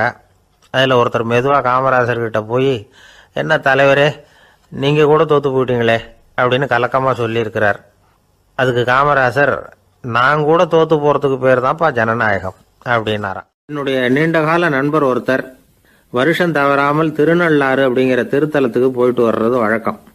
அங்கே என்ன சார் விசேஷம்னு கேட்கறது உண்டு. என்ன இப்படி கேட்குறீங்க? சனி பகவான் நலன் விருப்பப்படி அங்கே தானே எழுந்தருளி இருக்கிறார். அவரை போய் பார்த்து ஒரு கும்பிடு போட்டுட்டு வந்தா நம்ம பிடிச்சிருக்கிற சனியெல்லாம் விலகும் அப்படிம்பார். சத்தம் போட்டு சொல்லாதீங்க சார், வீட்டில் வேற யார் காதிலையாவது இது விழுந்துற போது அப்படின்னு சொல்கிறது உண்டு வர்றவங்க. இப்போது நான் சொல்கிறதுல உள்ள நியாயத்தை புரிஞ்சுக்கிட்டு அவரும் கொஞ்சம் எச்சரிக்கை உணர்வோட நமக்கு நன்றி சொல்லுவார்னு வச்சுங்களேன். அதாவது பார்வை மூலமாகவே. அந்த நண்பருக்கு ஆன்மீக விஷயங்களில் அதிக ஈடுபாடு உண்டு. அப்பப்போ சில புராண கதைகளை எல்லாம் சொல்கிறது உண்டு. ரொம்ப சுவாரஸ்யமாக இருக்கும். எப்போவுமே புராண விஷயங்களையெல்லாம் அறிவியலுங்கிற தராசில் வச்சு எடை போட்டுட்டு இருக்கக்கூடாது.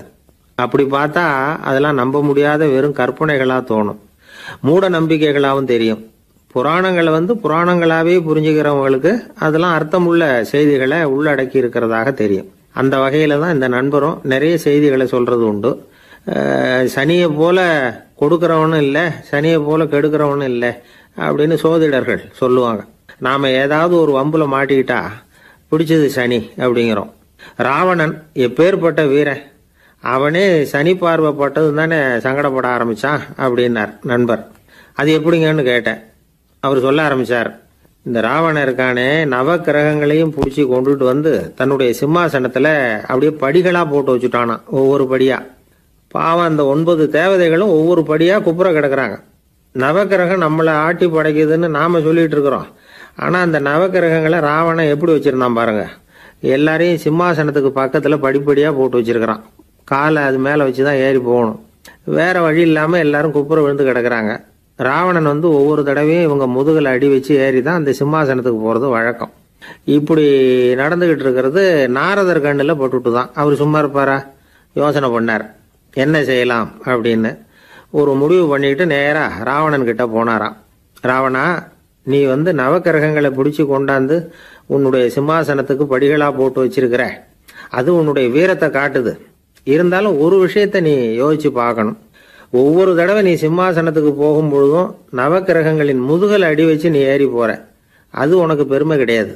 அவங்களுடைய மார்புல அடி வச்சு ஏறி போகணும், அதுதான் உனக்கு பெருமை அப்படின்னாராம். இவர் சொல்றதும் சரிதானே அப்படின்னு யோசிச்சிருக்கான் ராவணன். உடனே குப்புற கிடந்த நவக்கிரகங்களை திருப்பி மல்லாக்க போட்டான். அவங்க மார்புல அடி வச்சு மேலே ஏறி சிம்மாசனத்துக்கு போனானா. அப்படி போயிட்டு இருக்கும் பொழுது சனி பகவானின் பார்வை அவன் மேலே பட்டுதான். அவ்வளவுதான். என்னாச்சு தெரியுமா? சூர்பனகை தேடி வந்தா. சீதையோட அழகை பற்றி தன்னுடைய அண்ணங்கிட்ட சொல்ல ஆரம்பிச்சுட்டா. விவகாரம் ஆரம்பமாயிட்டது. அதுதான் சனியினுடைய வேலை அப்படின்னு சொல்லி இந்த கதையை சொல்லி முடிச்சார் என்னுடைய நண்பர். ஆக சனியின் பார்வை வந்து நம்ம பேல படாமல் பார்த்துக்கிறது தான் நல்லதுங்கிறீங்க அப்படின்னு. ஆமாம் சார், இப்போ கூட நான் வந்து உங்கள் வீட்டுக்கு வந்திருக்கிறதே ஒருத்தருடைய பார்வை என் மேலே படக்கூடாதுங்கிறதுக்காகத்தான் அப்படின்னார். யாருங்க அதுன்னு என்னுடைய மாமனார் சார். அவசரத்துக்கு அவர்கிட்ட கொஞ்சம் கடன் வாங்கிவிட்டேன். நம்ம மாப்பிள்ளை தானேன்னு சொல்லி அவர் விட்டு கொடுக்கறதுக்கு தயாராக இல்லை. இன்னைக்கு இப்போ அவர் எங்கள் வீட்டுக்கு வரக்கூடிய நேரம், அதுதான் அவர் பார்வையிலேருந்து படாமல் தப்பிக்கலாங்கிறதுக்காக இங்கே வந்துட்டேன் அப்படின்னார். பார்வை படணும்னு இருந்தால் பட்டு தான் தீரும் போல இருக்கு அப்படின்னா. என்ன சார் சொல்கிறீங்கன்னார் ஒன்றும் புரியாமல். நீங்கள் இங்கே தான் வருவீங்கன்னு அவருக்கு ஏற்கனவே தெரியும் போல இருக்கு. அதனால் உங்களுக்கு முன்னாடியே உங்கள் மாமனார் இங்கே வந்துட்டார். அதுவும் அந்த பீரோவுக்கு பக்கத்தில் தான் பின்னாடி மறைஞ்சு நின்றுட்டு இருக்கிறார் அப்படின்னு. சீடன் வெளியூர் புறப்படுறதுக்கு தயாராக இருந்தான். ரொம்ப தூரம் போக போகிறான். திரும்பி வர நாளாகும். புறப்படுறதுக்கான ஆயத்த வேலைகளில் ஈடுபட்டிருந்தான். அந்த சமயம் பார்த்து இன்னொரு சீடன் அவங்கிட்ட வந்தான். நம்ம குரு உன்னை அழைச்சிட்டு வர சொன்னார் வா அப்படின்னு கூப்பிட்டான். இவன் உடனே புறப்பட்டு போனான். குருநாதரை பார்த்தான். அவர் காலில் விழுந்து வணங்கினான். வணங்கிவிட்டு எழுந்திரிச்சான். அவ்வளவுதான். குரு ஏதாவது உபதேசம் பண்ணுவாருன்னு எதிர்பார்த்தான். ஆனா நடந்தது என்ன தெரியுமா? குரு அவனுக்கு ஓங்கி ஒரு அடி கொடுத்தார். எதிர்பாராம இந்த அடியை வாங்கினதும் அந்த சீடன் அதிர்ந்து போயிட்டான். பக்கத்துல இருந்த மற்ற சீடர்களும் திகைச்சு போய் நின்னுட்டாங்க. அடி வாங்கின சீடனுக்கு மனசுக்குள்ள குழப்பம். நாம என்ன தப்பு பண்ணணும்? புறப்படுற நேரத்துல இப்படி குரு கிட்ட அடி வாங்குற மாதிரி ஆயிட்டுதே அப்படின்னு நினைச்சு மனசுக்குள்ள ரொம்ப வேதனைப்பட்டான். கொஞ்சம் துணிச்சலை வரவழைச்சுக்கிட்டு குருநாதர்கிட்டயே கேட்டுட்டான். சுவாமி, நான் என்ன தப்பு பண்ணினேன்? என்ன இப்படி அடிச்சுட்டீங்களே? ஒரு வார்த்தை கூட உங்களை எதிர்த்து நான் பேசினது இல்லையே. இவ்வளவு காலமா உங்க விருப்பத்துக்கு விரோதமா ஒரு காரியம் கூட நான் செஞ்சது இல்லையே. வந்ததும் வராததுமா ஒண்ணுமே சொல்லாம என்ன அடிச்சுட்டீங்களே. குருவே, நான் செஞ்ச குற்றம் தான் என்ன அப்படின்னு கண்ணீரோட பரிதாபமா கேட்டானா அந்த சீடன். ஆனா அந்த குரு முகத்துல கொஞ்சம் கூட கோபம் இல்லை. அவர் சிரிச்சுக்கிட்டே நின்றுகிட்டு இருந்தாராம். அதுக்கப்புறம் சொன்னாராம், என்னுடைய அருமை சீடனே, நீ ஒரு தவறும் பண்ணல. நான் உன்னை அடிச்சது நீ ஏதோ தப்பு பண்ணிவிட்டேங்கிறதுக்காக இல்லை. நீண்ட பயணம் போக போற, ஞாபகமா ஏதாவது கொடுத்து அனுப்ப வேணாமா? நீ ஞானம் பெற்ற பிறகுதான் திரும்பி வர போறேங்கிறது எனக்கு தெரியும். அதுக்கு பிறகு உன்னை வந்து அடிக்க முடியுமா? அதனால இப்ப கிடைச்சிருக்கிற இந்த வாய்ப்பை பயன்படுத்திக்கிட்டேன். அப்போதைக்கு இப்பவே அடிச்சுட்டேன், அவ்வளவுதான், வேற ஒண்ணும் இல்லை அப்படின்னாராம். குரு சிரிச்சுக்கிட்டே இப்படி சொல்றார். இருந்தாலும் இதுவும் ஒரு உபதேசம் தான். அதிர்ச்சிகளால வந்து விழிப்படைய வைக்கிறதும் ஒரு வழிதான். இது வந்து ஜென் வழி. பெரும்பாலும் அதிர்ச்சியின் மூலமாகவே ஞான தரிசனத்தை அருள்கிறவர்கள் தான் ஜென் குருமார்கள். நம்ம தியானம் தான் ஜென். இந்தியாவிலிருந்து இது சீனாவுக்கு போய் கொஞ்சம் பேர் மாறி வளம் பெற்று ஜப்பான்ல ஜென் ஆகி வளர்ந்துருக்குது, அவ்வளவுதான். ஜென்கிறது தியானம். எதை நினைச்சும் தியானிக்கிறது இல்லை, எல்லாத்துலயும் தியானம் இருக்கிறதா சொல்லுது ஜென். பேசுறது, இருக்கிறது, நடக்கிறது, சாப்பிடுறது, சிரிக்கிறது, தூங்குறது, தொழில் செய்யறது அல்லது சும்மா இருக்கிறது எல்லாமே தியானம் தான். சென்கிறது ஒரு சுய தரிசனம், தன்னைத்தானே அடையாளம் கண்டுகொள்கிறது தான் அது. இல்லாத எதையும் தேடி கண்டுபிடிக்கிறது இல்ல. சென் மார்க்கத்தை பத்தி ஓஷோ என்ன சொல்றாரு தெரியுமா? காணாமல் போன தன்னுடைய மூக்கு கண்ணாடி தன்னுடைய மூக்கின் மேல் இருப்பதை கண்டுகொள்வது போன்றது சென் அப்படிங்கிறார். நம்மால் இன்னொருத்தர் முகத்தை ரொம்ப நேரமா உத்து பார்த்துக்கிட்டு இருந்தார். என்ன பாக்குறீங்கன்னாரு அவரு. நீங்க போட்டிருக்கீங்களே மூக்கு கண்ணாடி, அதை தான் பாக்குறேன்னாரு இவரு. நீங்க அப்படி பாக்குறதுக்கு விசேஷ காரணம் ஏதாவது உண்டான்னு கேட்டார் இவர். உண்டுன்னார். என்னன்னு கேட்டார். நேத்திக்கு காணாம போன என்னோட மூக்கு கண்ணாடி அது அப்படின்னாராம் இவர். ஒருத்தர் ரொம்ப கவலையோட வந்தார். ஏன் இப்படி ஒரு மாதிரியா வர்றீங்க அப்படின்னு கேட்டேன். அவர் என்ன நிமிர்ந்து பார்த்தார். என்னை பார்த்து ஒருத்தன் பைத்தியம்னு சொல்லிவிட்டான் சார். அவன் அப்படி சொன்னதுக்கு அப்புறம் தான் நான் இப்படி ஆயிட்டேன்னாரு. அதுக்காக நீங்க பெருமைப்படுங்க, வருத்தப்படாதீங்கன்னு. அவருக்கு ஒன்னும் புரியல. அவரு என்ன ஒரு மாதிரியா பார்க்க ஆரம்பிச்சுட்டார். நான் உடனே ஓஷோ சொல்லி இருக்கிற சில கருத்துக்களை அவர்கிட்ட எடுத்து சொன்னேன். இத பாருங்க, இந்த உலகத்துல பல பெரிய மேதாவிகள்லாம் சாதாரண மக்கள் கண்ணுக்கு பைத்தியமா தான் தெரிஞ்சிருக்கிறாங்க அப்படின்னு விவரத்தை சொன்னேன். ஏன்னா மத்தவங்க மாதிரி அவங்க கவலைப்படுறது இல்ல, எதுக்கும் இறுக்கம் அடையறது இல்ல, சாவை கண்டு பயப்படுறது இல்ல, அற்பமான மகிழ்ச்சிக்கு ஆசைப்படுறது இல்ல. அவங்க முழுமையா வாழறாங்க. மத்தவங்கள இது பாதிக்குது. ஏன்னா இவங்களால அவங்க மாதிரி அலட்டிக்காம இருக்க முடியறது இல்ல. அதனால இருக்க ஆரம்பிச்சு விடுறாங்க. அவன் கிடக்குறான் பைத்தியக்காரன் அப்படின்னு சொல்லி அவங்களுக்குள்ளேயே ஆறுதல் அடையறதுக்கு முயற்சி பண்றாங்க. இதுதான் இன்னைக்கு உலகத்துல நாம பாத்துக்கிட்டு இருக்கிறது. ஆனா ஒரு உண்மை என்ன தெரியுமா? இந்த உலகத்துல பைத்தியக்காரர்களும் புத்தி சுவாதீனம் இல்லாதவங்களும் தான் மகிழ்ச்சியாவும் கொண்டாட்டமாவும் இருக்க முடியும். அதனால நமக்கெல்லாம் புத்தி சுவாதீனத்துடன் கூடிய ஒரு பைத்தியக்காரத்தன்மை இருக்கிறது நல்லதுதான். அப்படி இருந்தாதான் வாழ்க்கையை கொண்டாட முடியும். ஒரு மனநல மருத்துவமனையில ஒருத்தர் சிகிச்சைக்காக சேர்ந்திருந்தார். சேர்ந்து 1 வருஷம் ஆச்சு. தான் குணமாயிட்டோங்கிறது அவருக்கு தெரிஞ்சு போச்சு. டாக்டர் கிட்ட விவரத்தை சொன்னார். இது மாதிரி எனக்கு மனசுல தோணுதுங்க, நான் தெளிஞ்சுட்டேன் போல இருக்கு அப்படின்னு அவர் சொல்லியிருக்கிறார். அவரும் சொன்னார், நீங்க சொல்றது சரியாதான் இருக்கும், இருந்தாலும் உங்களை இங்கேயே வச்சிருந்து சில சோதனைகள்லாம் பண்ணி பார்த்துட்டு அதுக்கப்புறம் வீட்டுக்கு அனுப்புறோம் அப்படின்னார். சரிங்கன்னார் அவரு. அதே மாதிரி அவரை மேற்கொண்டு கொஞ்ச நாள் தங்க வச்சு சோதனைகள்லாம் பண்ணி பார்த்துட்டு இவர் சொல்றது உண்மைதான்னு தெரிஞ்சது. இவர் புத்தி சுவாதீனம் சரியா இருந்தது. இவர் நல்ல நிலைமைக்கு வந்துட்டாருங்கிறது டாக்டருக்கு புரிஞ்சது. அதுக்கப்புறம் சரி, நீங்க சொன்னது சரி, இனிமே நீங்க வீட்டுக்கு போகலாம் அப்படின்னு சொல்லி அனுப்பி வச்சார். இவர் வீட்டுக்கு வந்துட்டார். அதுக்கப்புறம் இவர் தன்னுடைய அனுபவங்களை சொன்னாராம். எப்படி இருந்தது மருத்துவமனை வாழ்க்கை அப்படின்னு கேட்டிருக்கிறாங்க நண்பர்கள்லாம். அப்போ இவர் சொன்னாராம், இத பாருங்க, நான் 1 வருஷம் பைத்தியங்களோட பைத்தியமா வாழ்ந்தேன். அதுல கொஞ்சம் கூட எனக்கு சிரமம் தெரியல. அந்த 1 வருஷமும் 1 வினாடியா போனது மாதிரி இருக்குது. ஆனா நான் புத்தி தெளிஞ்சதுக்கு அப்புறம் 1 வாரம் அவங்களோட இருந்தேன் பாருங்க. அந்த 1 வாரம் தான் எனக்கு ஒரு யுகமா தெரிஞ்சது. அவ்வளவு கஷ்டப்பட்டேன் அப்படின்னாராம். அதனால ஒரு கூட்டத்திலிருந்து வேறுபட்டு வாழறதுங்கிறது கொஞ்சம் சிரமம் தான். பைத்தியங்களுக்கு மத்தியில பைத்தியமா இருந்துடலாம். பைத்தியங்களுக்கு மத்தியில புத்தி சுவாதீனம் உள்ளவனா இருக்கிறதுக்கு ரொம்ப சாமர்த்தியம் தேவைப்படுது. அதனாலதான் இந்த உலகத்துல நாம வாழும் பொழுது மற்றவர்களை அனுசரிச்சு வாழணும். பைத்தியங்களுக்கு மத்தியில பைத்தியமா இருந்தாதான் சுகம் அப்படிங்கிறது தான் இவங்க சொல்ல வர்ற உண்மை. ஹிட்லர் ஒரு சமயம் ஒரு பைத்தியக்கார ஆஸ்பத்திரிக்கு போனாராம் பார்வையிடறதுக்காக. மன நோயாளிகளை எல்லாம் வரிசையா நிறுத்தி வச்சிருந்திருக்கிறாங்க. அவர் வந்த உடனே எல்லாரும் ஹிட்லர் வாழ்கன்னு கத்தணும் அப்படின்னு அங்க உள்ள டாக்டர் சொல்லி வச்சிருக்கிறார். ஏற்கனவே சொல்லி வச்சிருக்காரு, ஹிட்லர் வரப்போறார், வந்தது எல்லாரும் ஹிட்லர் வாழ்கன்னு நீங்க சொல்லணும், கத்தணும் சொல்லி வச்சிருக்காரு. சரின்ட்டு நிக்கிறாங்க. ஹிட்லர் வந்தார். சொல்லி வச்சது மாதிரி எல்லாரும் கத்துனாங்க, ஹிட்லர் வாழ்கன்னு. ஒருத்தர் மட்டும் கத்தாம அமைதியா நின்னுகிட்டு இருந்தார். ஹிட்லர் அவர்கிட்ட போய், ஏன் நீங்க மட்டும் ஹிட்லர் வாழ்கன்னு சொல்லாம நிக்கிறீங்கன்னார். அதுக்கு அவர் மெதுவா, நான் பைத்தியக்காரன் இல்ல, டாக்டர் அப்படின்னாராம். அதனால பைத்தியங்களோடு பைத்தியமா வாழறதுங்கிறது ஒரு சுகம். இந்த உலகத்துல ஏற்கனவே நான் சொன்னது மாதிரி பைத்தியக்காரர்களும் புத்தி சுவாதீனம் இல்லாதவங்களும் தான் மகிழ்ச்சியாகவும் கொண்டாட்டமாகவும் இருக்க முடியும். அதனால புத்தி சுவாதீனத்துடன் கூடிய ஒரு பைத்தியக்காரத்தன்மை நமக்கு தேவை. அந்த நுட்பத்தை புரிந்து கொண்டு நம்முடைய வாழ்க்கையை நாம கொண்டாடுவோம். ஒரு ராஜா இருந்தார். அவர் ஒரு பெரிய கோயில் கட்டினார். பல ஊர்கள்ல இருந்து சிற்பிகள்லாம் கொண்டுகிட்டு வந்தார். அழகழகா சிற்பங்களை செய்ய சொன்னார். ஊர்ல உள்ள ஜனங்களும் கோயில் கட்டுறதுக்கு அவங்களால முடிஞ்ச உதவியை செஞ்சாங்க. ராத்திரி பகலா வேலை நடக்குது. கோயில் கொஞ்சம் கொஞ்சமா வசந்துகிட்டே வந்துட்டுது. அந்த ஊர்ல ஒரு வயசான அம்மா இருந்தாங்க, ரொம்ப ஏழை. அவங்களுக்கு மனசுக்குள்ள ஒரு உறுத்தல், இந்த ஊர்ல எல்லாரும் இந்த கோவில் கட்டுறதுக்கு அவங்களால முடிஞ்ச உதவியை பண்ணிட்டு இருக்கிறாங்க, நம்மளால ஒன்றும் பண்ண முடியலையே அப்படின்னு நினைச்சு கவலைப்பட்டாங்க. அவங்களுக்கு மனசு கேட்கல, ஏதாவது செய்யணும் நம்மளால முடிஞ்சது. அப்படின்னு யோசனை பண்ணாங்க. நல்ல வெயில் நேரத்தில் சிற்பிகள்லாம் ரொம்ப சிரமப்பட்டு சிலை வடிச்சுக்கிட்டு இருக்கிறாங்கல்ல, அவங்களுக்கு அந்த நேரம் தாகம் எடுக்குமே, அதனால சிரமப்பட்டு ஒரு குடத்துல தண்ணி எடுத்துக்கிட்டு அதை இடுப்புல வச்சுக்கிட்டு மெதுவா கொண்டுகிட்டு அங்க போறது அப்படின்னு முடிவு பண்ணிட்டு அந்த அம்மா போச்சு. அங்க போய் வேலை செய்யறவங்களுக்கு தாகம் எடுக்கிற போலாம் ஒரு கோவலையில தண்ணியை எடுத்து கொடுத்துக்கிட்டு இருக்கிறது. இப்படியே பண்ண ஆரம்பிச்சுட்டு அந்த அம்மா. ஏதோ அந்த அம்மாவால முடிஞ்ச ஒரு சின்ன உதவி அது. இப்படி கொஞ்சம் கொஞ்சமா வேலை நடந்தது. கோபுரம் வசந்தது, எல்லா வேலையும் முடிஞ்சது. இனிமே கடைசியா கற்ப கிரகத்தின் மேல விமானம் அமைக்க வேண்டியதுதான் பாக்கி. அந்த வேலையும் ஆரம்பமாச்சு.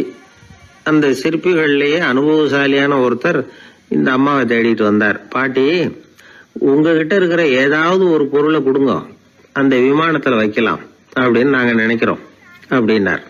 இந்த அம்மாவுக்கு ஒன்றும் புரியல. ஏதாவது இருந்தாவில கொடுக்கலாம், எதுவும் இல்லையே, என்ன பண்றது யோசனை பண்ணாங்க. இத பாருப்பா, என்கிட்ட என்ன இருக்கு, இந்த வாசப்படியில கிடக்குது, இந்த கல்லு தான் இருக்குது, வேணும்னா இத எடுத்துட்டு போங்க அப்படின்னாங்க. உடனே அந்த கல்லை பேத்து எடுத்துட்டு போயிட்டாங்க அவங்க. அங்க போய் பார்த்தா என்ன ஆச்சரியம், அந்த விமானத்து உச்சியில கலசங்களை அமைக்கிறதுக்கான பிரம்ம எந்திரத்தை மூடுற கருங்கல் ஒண்ணு தேவையா இருந்தது. இவங்க எடுத்துட்டு போன கல்லு அதுக்கு ரொம்ப பொருத்தமா அமைஞ்சு போச்சு. ஏதோ அதுக்காகவே அளவெடுத்து செஞ்சது மாதிரி அமைஞ்சுட்டுது. அந்த கல்லையே அங்க அப்படியே பதிச்சுட்டாங்க. ஒரு வழியா கோவிலை கட்டி முடிச்சாங்க. அடுத்தது கும்பாபிஷேகம். அதுவும் ரொம்ப சிறப்பா கோலாகலமா நடந்து முடிஞ்சது. இவ்வளவையும் பார்த்த அந்த ராஜாவுக்கு மனசுக்குள்ள ரொம்ப பெருமையா இருந்தது. இவ்வளவு பெருசா இந்த கோவில் உருவாகிறதுக்கும் இவ்வளவு சிறப்பா இந்த விழா நடக்கிறதுக்கும் நாம தானே காரணம் அப்படின்னு மனசுக்குள்ள நினைச்சுக்கிட்டார். இப்படி நினைச்சுக்கிட்டே அன்னைக்கு ராத்திரி அரண்மனையில படுத்து தூங்கினார். உடனே ஒரு கனவு. ஆண்டவனே அந்த ராஜாவோட கனவுல வந்தார். ராஜா ஆண்டவனை வணங்கினார். இறைவா, உங்களுக்காக நான் கட்டி இருக்கிற கோவில் எப்படி இருக்குது, நல்லா இருக்குதா அப்படின்னு கேட்டார் ராஜா. அதுக்கு இறைவன் சொன்ன பதில் என்ன தெரியுமா, நீ கட்டின கோவில்ல அந்த கிழவியோட நிழல்ல நான் சுகமா இருக்கிறேன் அப்படின்னாராம். இப்படி சொல்லிவிட்டு கடவுள் மறைஞ்சிட்டார். கனவு கலைஞ்சது. ராஜா விசாரிச்சார், யார் அந்த கிழவி அப்படின்னு. எல்லாரும் விவரத்தை சொன்னாங்க. அப்பதான் ராஜா நினைச்சு பார்த்தார், இந்த கோவிலை நானே கட்டினதாக ரொம்ப பெருமைப்பட்டுக்கிட்டேன். ஆனா அந்த வயசான அம்மா வீட்டு வாசல்ல கிடந்த கல்லு அது இறைவனுக்கு சுகமான நிழல் கொடுக்கறதாக சொல்றாரு அப்படிங்கறத எண்ணி பார்த்தார். நான்கிற எண்ணம் நழுவி போயிட்டுதான். கோபுரம் எவ்வளவு பெருசுங்கிறது முக்கியம் இல்ல, குணம் எவ்வளவு பெருசுங்கிறது தான் முக்கியம். அந்த வயசான அம்மா நம்ம நாட்டுல வாழறது தான் நமக்கு உண்மையான பெருமை அப்படின்னு நினைச்சாராம் ராஜா. இந்த காலத்திலயும் ஒரு ஊர்ல ஒரு கோவில் கட்டினாங்க. எல்லா ஜனங்களும் அவங்களால முடிஞ்சதை செஞ்சாங்க.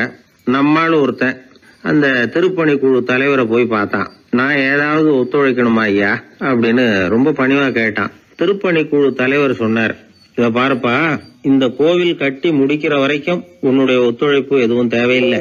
கட்டி முடிச்சு கும்பாபிஷேகம் ஆனதுக்கு அப்புறம் தான் உன்னுடைய ஒத்துழைப்பு ரொம்ப அவசியம் அப்படின்னார்.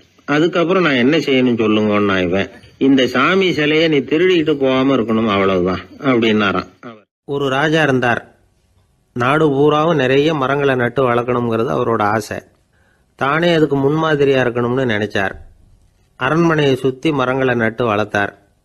இதை பார்த்துட்டு ஜனங்களும் அவங்கவுங்க வீட்டை சுத்தி மரக்கன்றுகளை நட்டு வளர்த்தாங்க. கொஞ்ச காலத்துல ஊரு பூரா பசுமையா மாறிச்சு.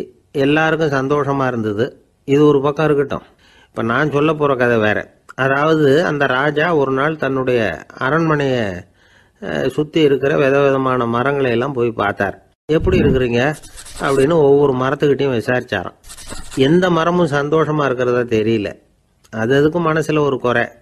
முதல்ல ஆலமரத்துக்கிட்ட போனார். அது சொல்லிச்சு, மண்ணா, நான் நல்லா பெருசா வளர்ந்துருக்கிறேன், அடர்த்தியா இருக்கிறேன், கிளையெல்லாம் 4 பக்கமும் நல்லா படர்ந்து தான் இருக்குது, இருந்தாலும் எந்த பிரயோஜனமும் இருக்கிறதா தெரியல எனக்கு. என்னுடைய பழம்லாம் ரொம்ப சின்னதா இருக்குது, என் கண்ணுக்கு சரியா புறப்பட மாட்டேங்குது. நான் இருக்கிற சைஸுக்கு என்னுடைய கிளையில இருக்கிற பழம்லாம் எவ்வளவு பெருசா இருக்கணும், அது இத்தினூண்டு இருக்கிறது எனக்கு பெரிய அவமானமா இருக்கு. இப்படி இங்க நின்றுகிட்டு இருக்கிறதே ரொம்ப கூச்சமா இருக்கு. ஒரு நல்ல புயல் வந்ததுன்னா பேசாம சாஞ்சு விடலாமான்னு பாக்குறேன் அப்படின்னு புலம்புது ஆலமரம். சரி இருக்கட்டும்னு நினைச்சுக்கிட்டு ராஜா அடுத்தபடியா ஒரு அத்தி மரத்துக்கிட்ட போனார். அதுவும் புலம்ப ஆரம்பிச்சுட்டுது. நான் கூட பெரிய மரம் தான், இல்ல இலையெல்லாம் அழகா தான் இருக்குது, பழம் அழகா இருக்குது, இருந்தாலும் உள்ள விஷயம் இல்லையே, அத்தி பழத்தை புட்டு பார்த்தா அத்தனையும் சொத்த அப்படின்னு பழமொழியே உண்டாயிட்டுதே. இப்படி ஒரு கெட்ட பேரோட நான் இருக்கணுமா அப்படின்னு புலம்புது அது. சரி இது இருக்கட்டும் அப்படின்னு சொல்லி அடுத்தபடியாக வேப்ப மரத்துக்கிட்ட போனார். அது தன்னுடைய வேதனையை வெளியிட்டது.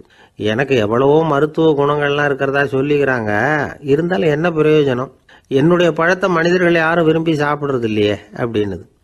ராஜா அடுத்தாப்புல இருந்து ஒரு பனை மரத்துக்கிட்ட போனார். நான் நல்லா உயரமாக தான் வளர்ந்துருக்கிறேன், மற்ற மரங்கள்லாம் என்னை அண்ணாந்து தான் பார்க்கணும், இருந்தாலும் என்கிட்ட நிழலுக்காக யாரும் ஒதுங்கிறது இல்லையே அப்படின்னுது. என்ன இது எல்லா மரமும் இப்படி திருப்தி இல்லாமல் இருந்துகிட்டு இருக்குதே அப்படின்னு நினச்சிக்கிட்டே ராஜா அடுத்தபடியாக அங்கே இருந்த ஒரு பைன் மரத்துக்கிட்ட போனார். அழகாக உயரமாக பசுமையாக தான் இருந்தது, ஆனால் பழமோ பூவோ கிடையாது. அதை நினச்சா அது வருத்தப்பட்டுக்கிட்டு இருக்குது.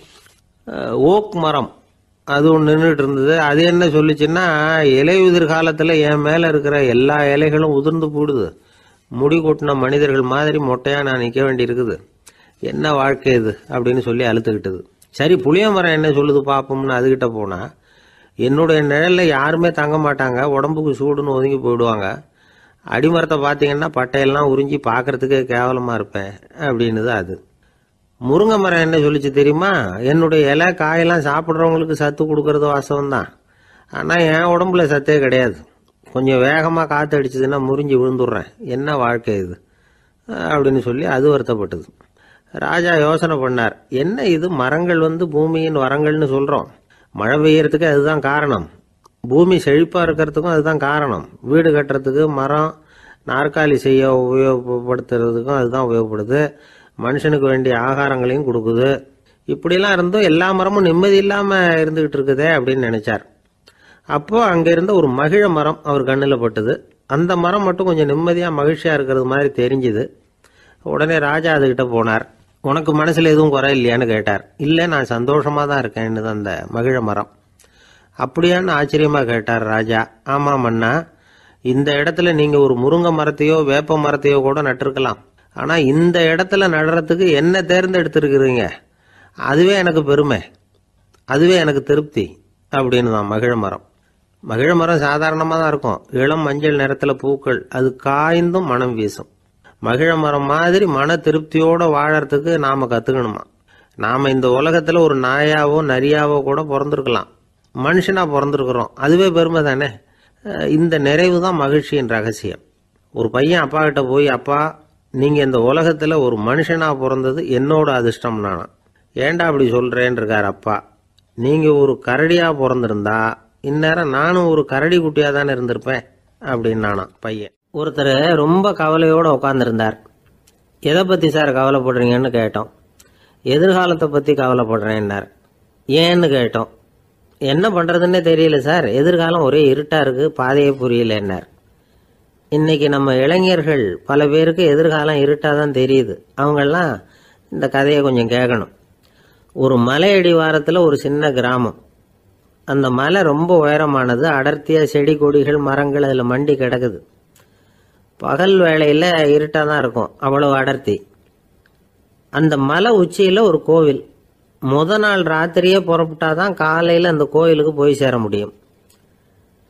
கிராமத்து இளைஞன் ஒருத்தன் அந்த மலை உச்சிக்கு போக வேண்டியிருந்தது. கையில் ஒரு விளக்கை எடுத்துக்கிட்டு முத நாள் ராத்திரியே புறப்பட்டான். புறப்பட்டு போனவன் கிராமத்து எல்லையிலேயே நின்றுட்டான். ஏன் தெரியுமா? அவன் கையில் இருந்த விளக்கோட வெளிச்சம் 10 அடி தூரத்துக்கு தான் தெரியுது. அது வரைக்கும் தான் பாதை தெளிவாக இருக்குது, அதுக்கு அப்பால எல்லாம் ஒரே இருட்டாக இருக்குது, பாதை புரியல. இவன் யோசனை பண்ணி பார்த்தான். மனசுக்குள்ள ஒரு சந்தேகம். 10 அடி தூரம் தானே வெளிச்சம் தெரியுது, அப்படின்னா நாம் 10 அடி தூரம் தானே போக முடியும், அதுக்கு அந்தாண்ட ஒரே இருட்டாக இருக்குது, அதில் எப்படி நாம் நடந்து போகிறது, நாம் ரொம்ப தூரம் நடந்து போய் ஆகணுமே, அப்படிப்பட்ட நினப்பெல்லாம் அவனுக்கு வந்துவிட்டது. இதுதான் அவன் மனசில் ஏற்பட்ட தயக்கம். இப்படி யோசிச்சுக்கிட்டே அந்த இளம் ஆசாமி புறப்பட்ட இடத்துலயே நின்றுக்கிட்டு இருக்கிறான். அந்த சமயத்தில் ஒரு வயசான பெரியவர் அந்த பக்கமாக வந்தார். அவர் கையில் இதை விட சின்னதாக ஒரு விளக்கு வச்சுருந்தார். அது எப்படின்னா, அது ஒரு 5 அடி தூரத்துக்கு தான் வெளிச்சம் காட்டுது, அவ்வளவு சின்ன விளக்கு. அவரும் மலை உச்சிக்கு போகிறதுக்காக தான் வந்துகிட்டு இருக்கிறார். அவரை பார்த்து இவன் கேட்டான், என்ன பெரியவரே, இவ்வளவு சின்ன விளக்கை வச்சுக்கிட்டு அவ்வளவு தூரத்துக்கு எப்படி மலையேற போகிறீங்க அப்படின்னு கேட்டான். நீ ஏன் இப்படி தயங்கிட்டே நிற்கிறேன்னு கேட்டார் பெரியவர். என்கிட்ட இருக்கிற விளக்கு 10 அடி தூரத்துக்கு தான் பாதையை காட்டுதுன்னா. இப்போ பெரியவர் சொன்னார், தம்பி, உன் கையில் இருக்கிற விளக்கு கொடுக்குற வெளிச்சத்தை வச்சு நீ முதல்ல 10 அடி தூரம் முன்னாடி போ. 10வது அடியில் போய் நின்றுக்கிட்டு பாரு. மறுபடியும் ஒரு 10 அடி தூரத்துக்கு பாதை தெரியும். இப்படி உன் கையில் இருக்கிற விளக்கு தொடர்ந்து வெளிச்சம் காட்டிக்கிட்டே இருக்கும். நீ முன்னேற முன்னேற அந்த வெளிச்சமும் முன்னேறும். அதனால் எத்தனை கிலோமீட்டர் தூரம் வேணும்னாலும் நீ இந்த 10 அடி தூரம் வெளிச்சத்தை வச்சுக்கிட்டே நீ போயிடலாம், புறப்படு அப்படின்னார். இப்போதான் அந்த பெரியவர் சொன்னது இளைஞனுக்கு பளிச்சுன்னு புரிஞ்சுதான். உடனே உற்சாகமாக புறப்பட்டான், உச்சிக்கு போய் சேர்ந்தான். இந்த கதையிலேருந்து நாம் புரிஞ்சுக்க வேண்டியது என்ன தெரியுமா? நீண்ட கால திட்டம் ஒன்று போடும் பொழுது நமக்கு முன்னாடி இருக்கிறத மறந்துட்டு மனசை போட்டு குழப்பிக்க கூடாது. உங்கள் கையில் என்ன இருக்கோ அதுலேயே உங்கள் எதிர்காலம் மறைஞ்சிருக்குது. கண் முன்னாடி தெரியறத வச்சு ஆரம்பிங்க, போக போக வழி தானா புலப்படும் அப்படிங்கிறார் ஒரு பெரியவர். பெரிய பயணங்களையெல்லாம் இப்படி தான் நடத்த வேண்டியிருக்கும். ஒவ்வொரு அடியாக எடுத்து வச்சா ஓடி போய் சேர்ந்து விடலாம். மலைச்சு போய் நின்றுட்டா நின்றுக்கிட்டே இருக்க வேண்டியது தான். நம்ம ஆள்லாம் ரொம்ப மோசமாக இருக்கிறாங்க. ஒருத்தன் அப்படி தான் நீண்ட தூர பிரயாணம் ஒன்று புறப்பட்டான். ரயில் போய்கிட்டே இருந்தது. கொஞ்சம் தூரம் போச்சு, பாதி வழியில் கையில் வச்சுருந்த டிக்கெட்டை காற்றுல விட்டுட்டான். ஐயோ என் டிக்கெட்டு போயிட்டுதே அப்படின்னு கத்த ஆரம்பிச்சுட்டான். பக்கத்தில் இருந்த பெரியவர் அவனை பார்த்து பரிதாபப்பட்டு, கவலைப்படாத தம்பி, போனா போகுது, வேற டிக்கெட் வாங்கிக்கலாம் அப்படின்னு ஆறுதல் சொன்னார்.